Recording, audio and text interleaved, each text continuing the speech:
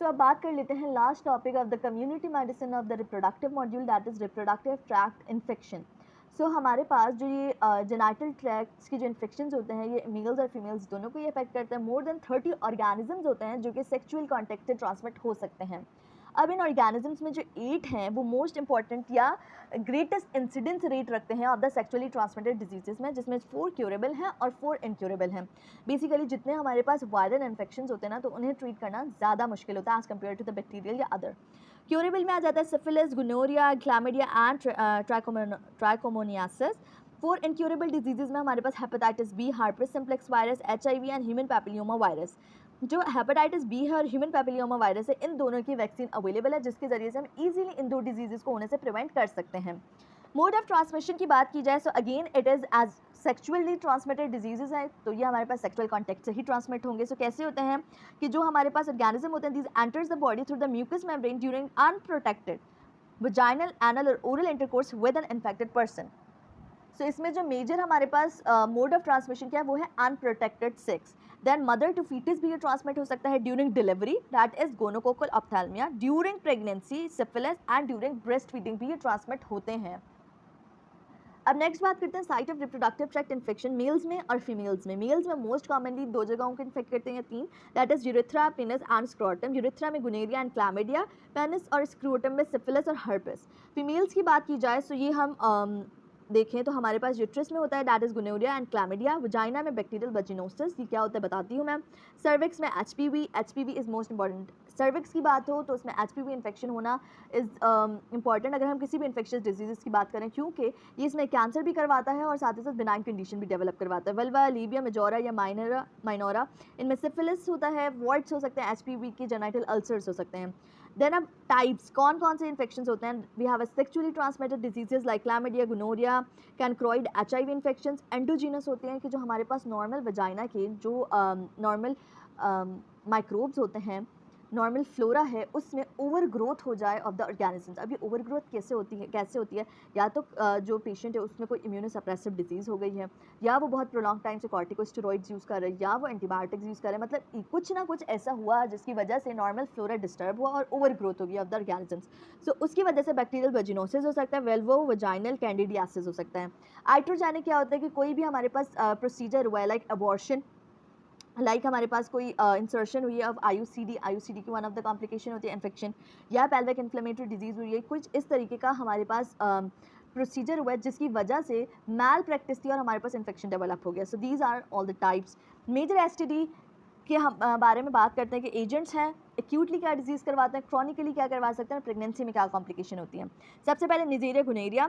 सो इन females बात करें so we have cervicitis, endometritis और सेल्फिंजाइटिस भी होता है, और इसके अलावा यूरेथ्राइटिस भी करवा सकते हैं both male and female. Chronic condition की बात की जाए तो infertility and ectopic pregnancy, mostly in organisms का यही कॉम्प्लिकेशन होती है कि इनफर्टिलिटी और एक्टॉपिक प्रेगनेंसी कॉज करवा देते हैं। प्रेगनेंसी की बात की जाए तो इसमें प्री मेच्योरिटी होगी, सेप्टिक एबॉर्शन हो सकता है, पोस्टपार्टम एंडोमेट्रियोसिस हो सकता है। क्लैमिडिया ट्राइकोमेटिस की बात की जाए तो यूरेथ्राइटिस, सेल्फिंजाइटिस कॉज करवाता है। क्रॉनिकली ये इनफर्टिलिटी, एक्टॉपिक प्रेगनेंसी और प्रेगनेंसी एसोसिएटेड कंडीशन में है निमोनिया। देन अगर बात की जाए ट्रेपोनिमा पैलिडियम की, so it can cause primary and secondary syphilis complication, chronically करता है न्यूरोसिफिलिस या कार्डियोवास्कुलर सिफिलिस, और प्रेगनेंसी में spontaneous abortion, still birth cause करवा सकता है। HIV की बात की जाए तो मोनोन्यूक्लियोसिस सिंड्रोम कॉज करवाता है एक्यूटली, एड्स हो जाता है क्रॉनिकली, और प्रेगनेंसी में pre maturity and still birth. Human papilloma virus की बात की जाए सो एक्यूटली जेनाइटल वॉर्ड्स करवाता है, और जबकि herpes simplex virus genital ulcers. दोनों ही प्रोग्रेस करते हैं chronically into the genital cancers, और ये कॉज करवा सकते हैं laryngeal papillomatosis, prematurity, neonatal HSV in pregnancy. Then hepatitis B virus की बात की जाए तो acute hepatitis, chronic hepatitis and at the end perinatal hepatitis B infection होता है। So these all were important major sexually transmitted diseases.